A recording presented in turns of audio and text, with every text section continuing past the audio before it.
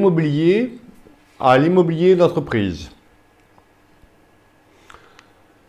Alors, l'impôt sur la fortune immobilière, les biens imposables, les actifs immobiliers non affectés à l'activité opérationnelle d'une société ou à l'activité professionnelle du propriétaire. Donc, on va avoir le plus souvent une exonération de l'IFI sur l'immobilier professionnel. Ça touche des foyers fiscaux imposables à partir de 1,3 million d'euros, domicile fiscal en France ou hors de France, et en principe, lorsqu'il y a un démembrement, c'est l'usufruitier qui est redevable de l'IFI sur la valeur de la pleine propriété. Il y a quelques exceptions, notamment sur les droits du conjoint survivant. En ce qui concerne l'immobilier professionnel, on a deux grands systèmes d'exonération. Le premier, c'est lorsque l'immeuble est détenu par la société opérationnelle qui utilise l'immeuble pour son activité professionnelle. Et là, on a une exonération sans condition et une exonération totale de la valeur de l'immeuble. Quelle que soit la participation du chef d'entreprise en capital de la société. Mais vous savez sans doute que, sauf exception, ne pas détenir, ne pas inscrire l'immeuble à l'actif de l'entreprise. Pourquoi? Parce que, d'abord, on va augmenter sa valeur. Donc, en cas de vente, imaginons que l'acquéreur, il vous dise, moi, l'immeuble, il ne m'intéresse pas, sortez-le. Waouh! Et là, pour sortir d'un immeuble de structure à l'IS, un immeuble de 10 étages, eh bien, on a vu qu'il restait 5 étages. Pourquoi? Parce qu'il faut vendre l'immeuble à la valeur vénale s'il a été totalement amorti.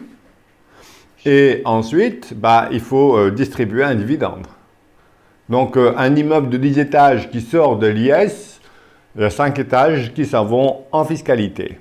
C'est un peu lourd. Et puis, il n'y a pas de nécessité, sauf exception, de détenir l'immeuble à l'actif de l'entreprise. On trouvera donc, en cas de cession, moins d'acquéreurs. Alors, ça peut intéresser la banque en termes de garantie, ça c'est vrai. Mais autrement, non. On va détenir le plus souvent l'immeuble dans une société civile à l'extérieur. Et là, dans la situation donc la plus fréquente, on aura le plus souvent une imposition de l'immeuble à l'IFI dès lors que l'associé de la société civile, par exemple, n'exerce pas de fonction de direction au sein de la société opérationnelle. Donc, deux exonérations. Un, l'immeuble est détenu par la société opérationnelle. Ou, deuxième type d'exonération, l'immeuble est affecté à une société opérationnelle dans laquelle le contribuable exerce son activité principale. Voilà. Sinon, non, l'immeuble n'est pas exonéré. Et l'exonération sera partielle. L'exonération sera à hauteur de la participation du chef d'entreprise au capital, non pas de la société civile, mais au capital de la société opérationnelle. Mais quand on regarde la fiscalité, alors il y a une exception aussi qui fait que quelquefois il peut être conseillé de détenir l'immobilier professionnel à l'actif de l'entreprise, c'est pour bénéficier du pacte du Dutreil sur la valeur de l'immeuble.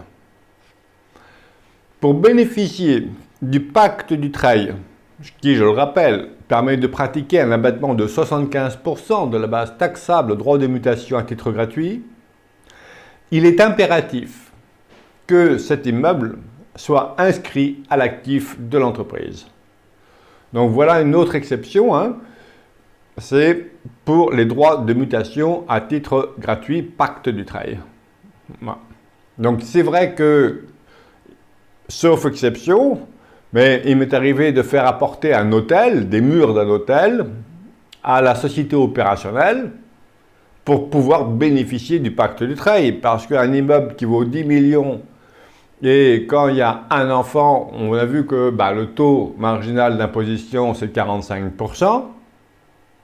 La seule solution pour transmettre et de pouvoir garder l'outil opérationnel, eh bien, c'était d'apporter l'immeuble à la société d'exploitation.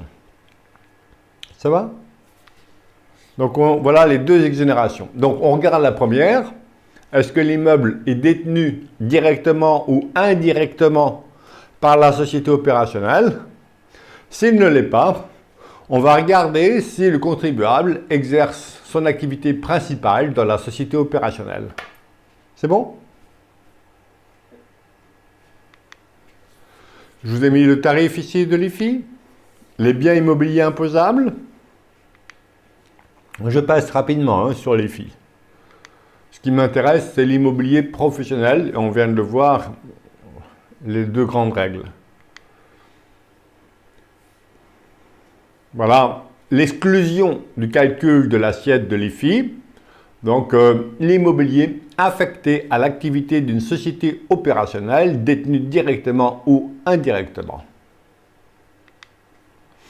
Et l'immobilier bien exonéré, l'immeuble est affecté à l'activité professionnelle du redevable. Et le redevable doit remplir des conditions de seuil de détention dans la société opérationnelle, on va le voir, des conditions de rémunération et des conditions de fonction dans la société opérationnelle pour pouvoir avoir l'exonération partielle de l'IFI sur l'immobilier qu'il détient par ailleurs et qui est loué à la société d'exploitation.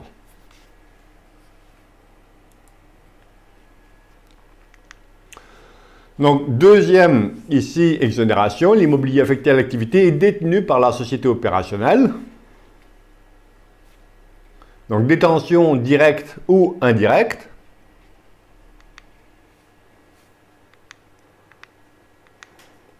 Donc, on a vu hier la situation suivante.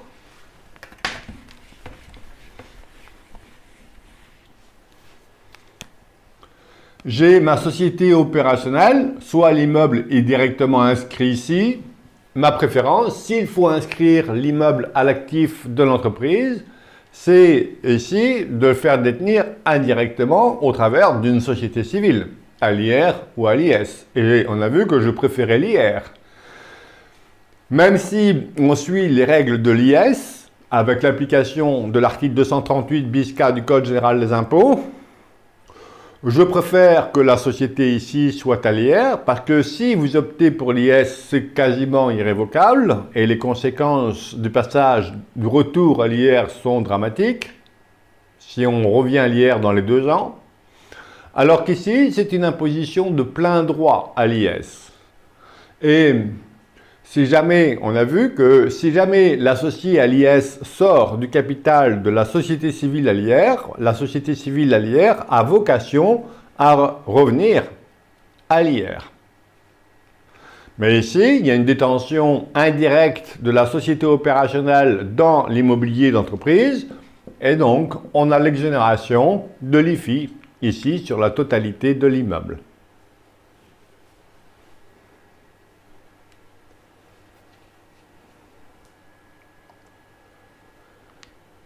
Ou alors, l'immobilier est affecté à l'activité professionnelle du redevable, avec l'exercice d'une fonction de direction, avec une rémunération normale qui est supérieure à 50% des revenus professionnels, et il doit détenir plus de 25% au moins des droits de vote. Alors, je vous ai mis ici quelques exemples d'exonération de l'IFI. Donc, on a la société opérationnelle, la situation la plus fréquente. J'ai une société civile ici qui détient l'immobilier de l'entreprise et l'immeuble est loué à la société opérationnelle. Dès lors que le redevable exerce sa principale activité au sein de la société opérationnelle, on va avoir l'exonération, dans la première situation, on va avoir l'exonération de l'immeuble à l'IFI, mais à proportion de la détention du chef d'entreprise dans le capital de la société opérationnelle. On a un deuxième exemple d'exonération IFI. Ici, j'ai une holding pareil, hein, j'ai une détention indirecte, animatrice ou passive. Et toujours la situation, j'ai fait une société qui était interposée ici. On a toujours l'exonération de l'IFI, mais en tant qu'outil professionnel.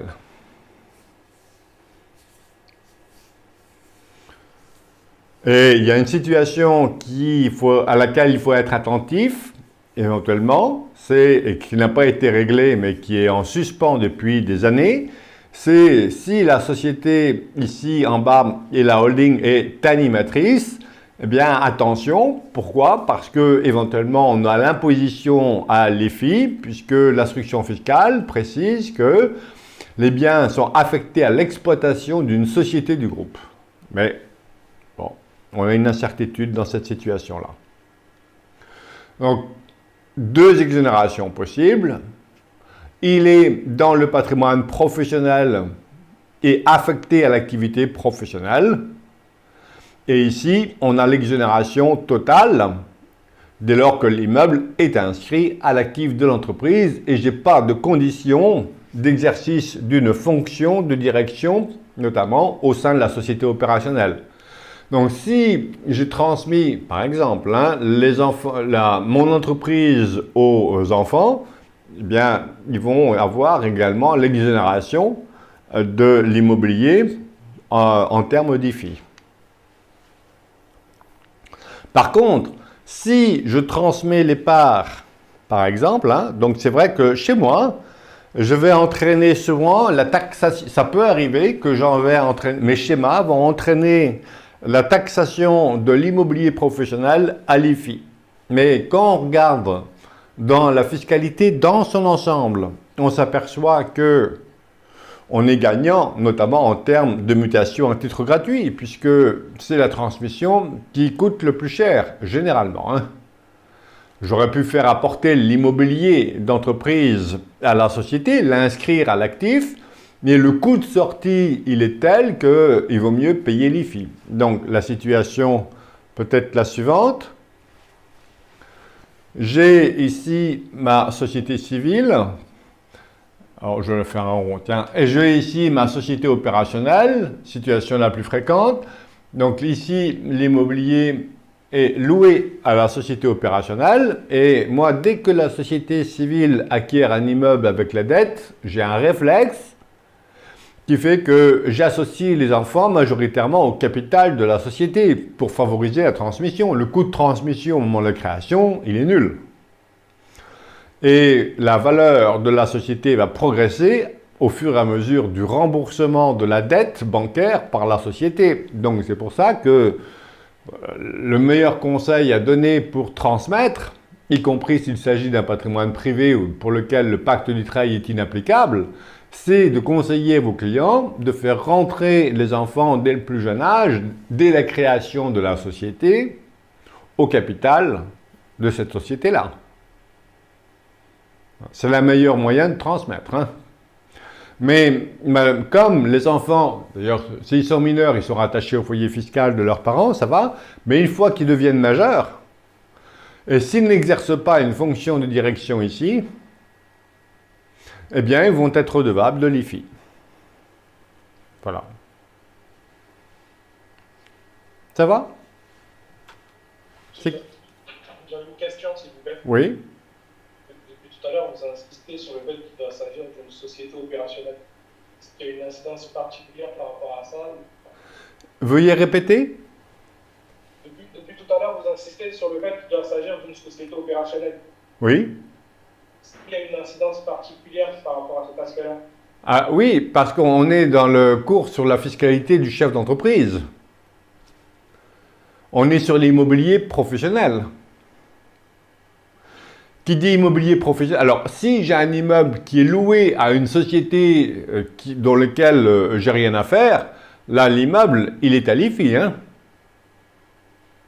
Je parle de l'immobilier qui est nécessaire à mon activité, moi, chef d'entreprise, que je détiens directement ou indirectement. Suis-je clair? Oui, bien sûr.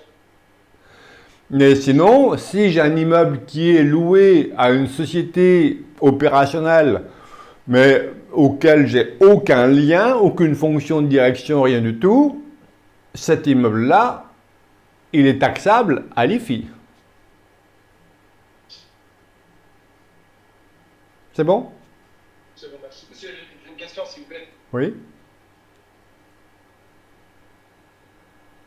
Oui, je vous écoute. Ouais, vous insistez aussi sur le fait de transmettre l'entreprise aux enfants quand ils sont mineurs. Mais si par exemple l'entreprise est en liquidation judiciaire ou en mauvaise. Mais, pardon, là, je vous entends plus, là. Si l'entreprise est... Oui, je disais, vous insistez sur le fait qu'il faut transmettre l'entreprise à des enfants. Oui? Et si par exemple l'entreprise devient en mauvaise santé, c'est-à-dire en liquidation judiciaire, Oui? Alors, oui, oui, c'est une bonne remarque. les actionnaires qui. Oui, mais c'est pas très grave parce que la responsabilité des actionnaires, s'il s'agit d'une forme à responsabilité limitée, eh bien, la responsabilité des actionnaires est limitée aux apports. Donc, si j'ai un capital de 1000 euros, sauf faute de gestion, mais s'ils sont mineurs, c'est pas eux qui ont fait la faute de gestion, hein, mais leur responsabilité est limitée à hauteur de leur participation au capital. Ouais, si c'est illimité, Ah non, mais c'est pas, ah oui, la société civile, oui, mais, oui, merci. D'ailleurs, oui, si c'est une société civile, par exemple, mais vous voyez que on n'a pas plus de risques que si c'est une société civile, on n'encourt pas plus de risques que si je gérais un patrimoine privé.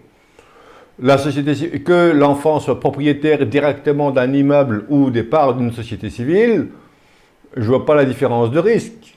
Donc, c'est un faux problème. C'est parce que là aussi, je pense qu'on prend le problème à l'envers. On dit, ah, le risque est illimité, c'est dangereux.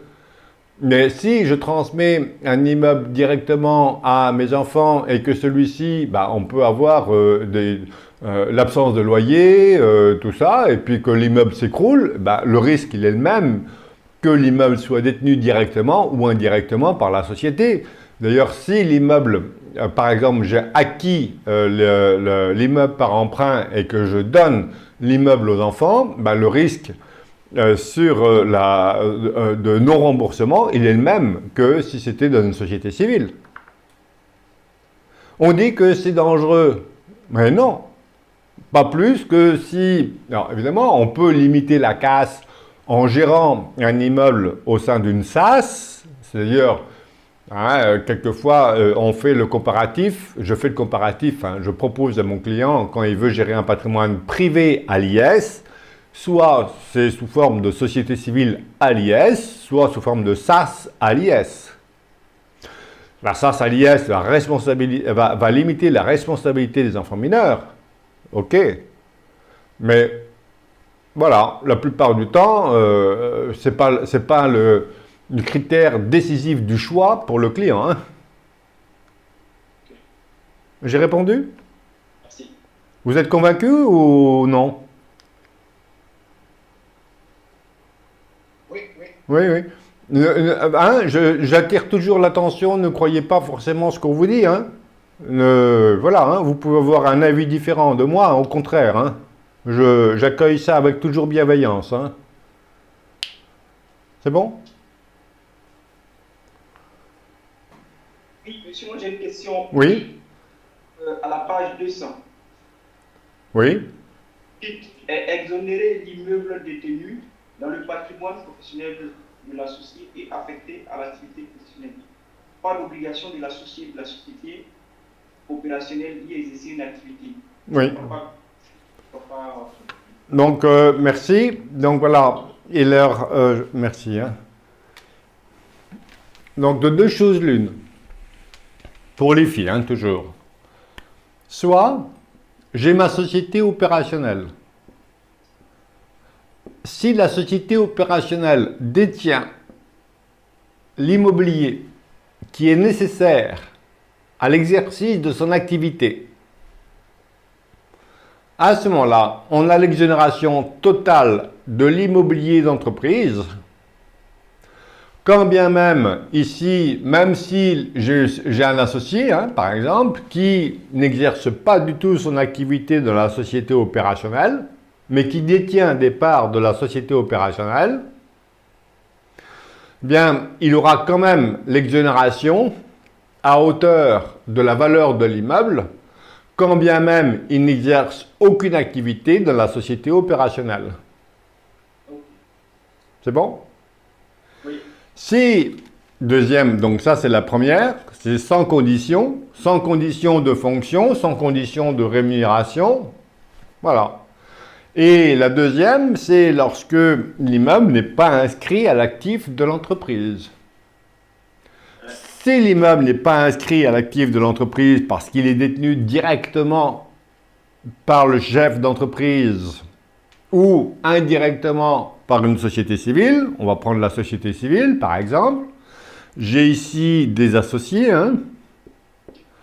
J'ai la société et l'immeuble est loué, l'immeuble nécessaire à l'activité de la société opérationnelle est loué, je n'aurai l'exonération IFI, ici, que si j'exerce, si je détiens une participation dans la société, si je tire ma rémunération principale et j'y exerce mon activité principale.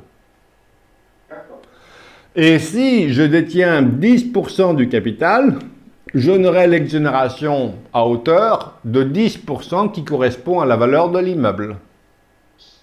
Et non pas à la hauteur de la partie, même si je détiens 100% des parts de la société civile. La participation sera proportionnelle à ma participation au capital de la société. Donc il vaut mieux que ça soit là. Mais toujours considérer la fiscalité dans son ensemble. Vous voyez que si un jour je fais rentrer l'immeuble, parce que l'IFI c'est mieux, mais le jour où je sors l'immeuble, à moins de mourir. Mais si je sors l'immeuble parce que je veux profiter de la vie et enfin, ou alors l'acquéreur me dit sortez-moi l'immeuble, j'en veux pas, ce qui est fréquent, hein. Vous avez les 10 étages qui deviennent 5 étages. Et quand vous faites le calcul, il vaut mieux ne pas détenir l'immobilier au sein de l'entreprise. Sauf exception. Quelquefois, les bâtiments industriels, il n'y a aucun risque de plus-value. Enfin, aucun risque. Ça dépend, hein, parce que si jamais le terrain devient constructible parce qu'ils veulent faire un aéroport, la valeur, elle augmente. Hein. Mais quand les chances de plus-value sont réduites, pourquoi pas. Ou alors, quand l'immobilier fait partie intégrante de l'exploitation. Par exemple, j'ai une société qui élève des truites. Et tous les bassins, tout ça, sont partie intégrante. Je ne peux pas vendre d'une part l'exploitation et d'une part les immeubles. Ça fait partie intégrante. À ce moment-là, on peut conseiller, oui, de détenir directement les immeubles au sein de la société. Ça, oui. C'est bon? Oui, donc ici, ce qui est avantageux, c'est de ne pas affecter l'immeuble à l'actif de la société. C'est mieux pour les filles. Mais c'est moins bien pour le reste. Parce que j'ai compris autrement. Je me dis, quand l'immeuble est affecté à l'actif de la société, c'est encore mieux que... Non, pas quand il est affecté, quand il est détenu. Détenu. Enfin, détenu et affecté, hein. Parce que si c'est un immobilier, une résidence principale, je ne vais pas avoir l'exonération IFI. Il faut que l'immeuble soit nécessaire à l'activité.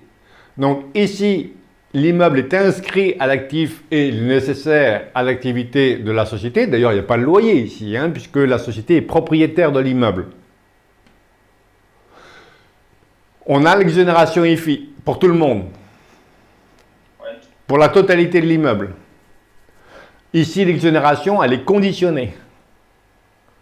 Il faut que je détienne des titres, il faut que j'exerce mon activité, il faut que j'en tire ma rémunération principale pour avoir l'exonération, mais partielle, à hauteur de ma participation au capital de la société opérationnelle. C'est moins favorable. Mais c'est moins favorable pour l'IFI. Mais il ne faut pas focaliser sur un impôt. Il faut toujours avoir une vision globale. Et il faut considérer la fiscalité dans son ensemble. Depuis l'acquisition jusqu'à la sortie, hein, chez moi, hein, ou le cash. J'envisage toujours la sortie en cas de liquidité. À moins, si vous n'envisagez pas cette sortie de liquidité, c'est que vous envisagez le décès de votre client avant qu'il profite de la vie.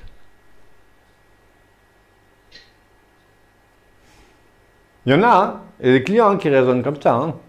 Je respecte. Ça va? Oui, ça va. Merci. Oui? C'est bon? Voilà. Donc, société à l'IS, une fonction de direction, de conditions de rémunération et seuil de détention au capital et en droit de vote. Donc, je vous ai mis ici des exemples d'exonération IFI. Si l'immeuble est dans le patrimoine professionnel, il est détenu directement ou indirectement par la société opérationnelle et que l'immeuble est nécessaire à l'activité de la société opérationnelle, et voilà, j'ai l'exonération. J'ai l'exonération même moi en tant qu'associé, simple associé, qui n'exerce aucune fonction de direction. Pas d'activité ou de direction exigée dans l'opérationnel. J'aurai l'exonération à proportion de ma participation au capital de la société opérationnelle. Voilà. Et je vous ai mis ici des cas un peu plus complexes où il n'y a pas forcément l'exonération de l'IFI dès lors que la société holding, par exemple, ne contrôle pas la société D. Eh bien ici, je peux avoir l'imposition à l'IFI parce que l'immeuble est affecté à l'exploitation, mais il n'est pas exonéré parce que la société ne contrôle pas la société fille. Alors je passe sur les filles, parce que pour moi il est accessoire, les filles. Ou alors, deuxième exonération, l'immeuble est dans le patrimoine privé et affecté à l'activité d'une entreprise considérée comme un bien professionnel. Donc ici on a vu, l'immeuble est détenu par la société civile qui est loué à la société opérationnelle. Eh bien, à ce moment-là, s'il s'agit d'un dirigeant d'une société à l'IS, on a les trois conditions. Il faut qu'il exerce une fonction de direction, qu'il ait une rémunération et qu'il détienne un seuil de détention. Mais il ne faut pas partir de l'analyse de l'IFI pour faire des schémas qui vont optimiser l'IFI. À vouloir centrer sur un impôt, à moins que vous soyez le spécialiste de l'IFI. Mais à vouloir concentrer votre réflexion sur un impôt, vous avez toutes les chances d'augmenter les autres. C'est sûr. Il y a des vases communicants. Voilà. L'exonération va être à hauteur de ma participation dans la situation où l'immeuble n'est pas détenu par la société opérationnelle. Je vais avoir l'exonération à hauteur de la participation dans ma société opérationnelle et non pas dans la société civile. Le redevable qui détient 100% de l'immobilier affecté à l'exploitation mais 50% du capital de la société opérationnelle, ce que je vous disais tout à l'heure. Je détiens la société civile qui détient l'immeuble qui est loué à l'activité, à la société opérationnelle pour les besoins de son activité, mais je ne détiens que 50% du capital de la société opérationnelle. Bien, on va avoir l'exonération de l'IFI à hauteur de 50% de la valeur de l'immeuble. Ça va?